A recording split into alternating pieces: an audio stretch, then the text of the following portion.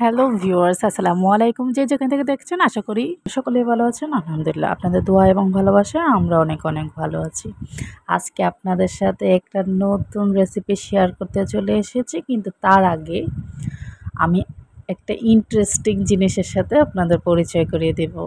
অনেকেই হয়তোবা দেখেছেন, আবার অনেকে আমার মতো যারা আছেন তারা দেখেন না, জিনিসটা এতটা কিউট মাশাআল্লাহ। এই পিচ্চি পিচ্চি জিনিসগুলা কি বলেন তো? হুম, চেরি ফলের মতো মনে হচ্ছে না? মোটেও না, এটা কিন্তু চেরি না। তারপর হচ্ছে আবার কি বলা যায়, আঙ্গুরও না। এটা কি হতে পারে বলেন তো? এটা হচ্ছে টমেটো। এটা বাহিরের দেশের একটা টমেটো। হঠাৎ করে আজকে বাজারে গেলাম, বাজারে গিয়ে টমেটোটা চোখে পড়লো, অনেক কিউট দেখতে, তাই নিয়ে আসলাম। আর দামও কিন্তু তেমন একটা বেশি না, মোটামুটি রিজনেবল প্রাইজেই পেয়ে গেছি। তো যাই হোক, আপনাদের সাথে শেয়ার করতে চলে এসেছি এই জিনিসটা। মানে আমি রান্না করব কি, এটা এতটা কিউট, এটা দিয়ে খেলা করতে ইচ্ছে করতেছে, কিন্তু খেললে তো হবে না, রেসিপি তো করতে হবে। তো চলেন রেসিপিটা শুরু করে নিই। আমি যেহেতু পাবদা মাছ দিয়ে রেসিপিটা করব, তাই পাবদা মাছগুলো ধুয়ে কেটে পরিষ্কার করে ভাজাভাজির কাজে শুরু করে দিয়েছি। এই জিনিসটা তো আমরা সবাই পারি, তাই ভাবলাম আপনাদের সময় নষ্ট না করে খুব সহজে রেসিপিটা আমি আপনাদের সাথে শেয়ার করব। মাছ ভাজবো, কুটবো, বাছবো, ধুবো, এগুলো না দেখাই, তাই আমি একটু ফাস্ট কাজটা করে ফেললাম, মাছটা ভাজা শুরু করে দিলাম। কেউ কিন্তু রাগ করবেন না, কেমন? তো মাছ ভাজাটা আমার প্রায় শেষ, এখন উঠিয়ে নেব। উঠিয়ে মাছ ভাজা তেলের সাথে আর একটু তেল লাগবে আমার, তাই আমি আর সামান্য পরিমাণে তেল অ্যাড করে দিলাম। এখন পেঁয়াজ কুচি আমি তেলের মধ্যে দিয়ে দিব।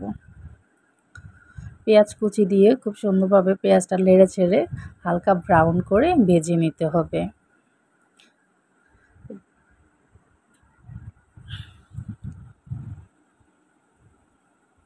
পেঁয়াজটা ব্রাউন করে ভাজা শেষ। এখন আমি কিছু মশলা আগে থেকে মিশিয়ে রাখছিলাম, ওই মশলাগুলো অ্যাড করে দিব। মশলাগুলো হচ্ছে তেমন কিছুই না, হলুদ, মরিচ, লবণ, আদা, রসুন, পেঁয়াজ বাটা, জাস্ট এগুলোই।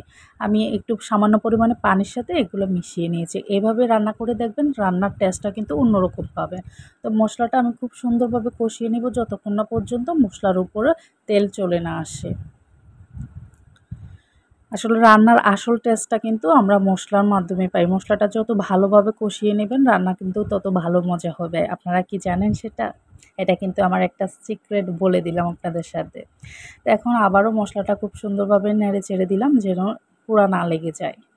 তো এখন উপর থেকে কিছু ধনেপাতা আমি দিয়ে দিব। ধনেপাতা দিয়ে খুব সুন্দরভাবে আবারও একটু আলতো হাতে নেড়ে চেড়ে কষিয়ে নেব মশলাটা।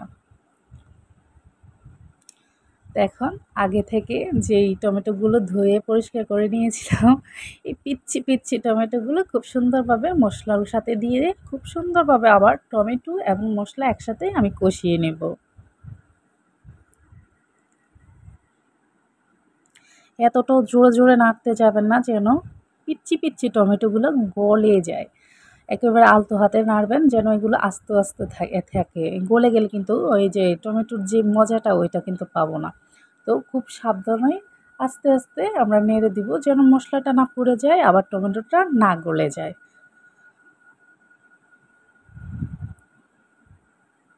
তো এখন আমি পরিমাণ মতো পানি দিয়ে দিব ঝোলের জন্য। মশলা কষানো শেষ, ঝোলের জন্য পরিমাণ মতো পানি দিয়ে আবারও একটু নেড়ে ছেড়ে দিব। নেড়ে ছেড়ে ৫ মিনিট রান্না করার পর দেখবেন বলক চলে আসবে আপনার রান্নার মধ্যে বলক চলে আসলে আবার একটু ৫ মিনিট রান্না করবে। এখন আগে থেকে ভেজে রাখা যে পাবদা মাছগুলো ছিল, মাছগুলো আমি উপর থেকে খুব সুন্দরভাবে আলতো হাতে দিয়ে দিচ্ছি।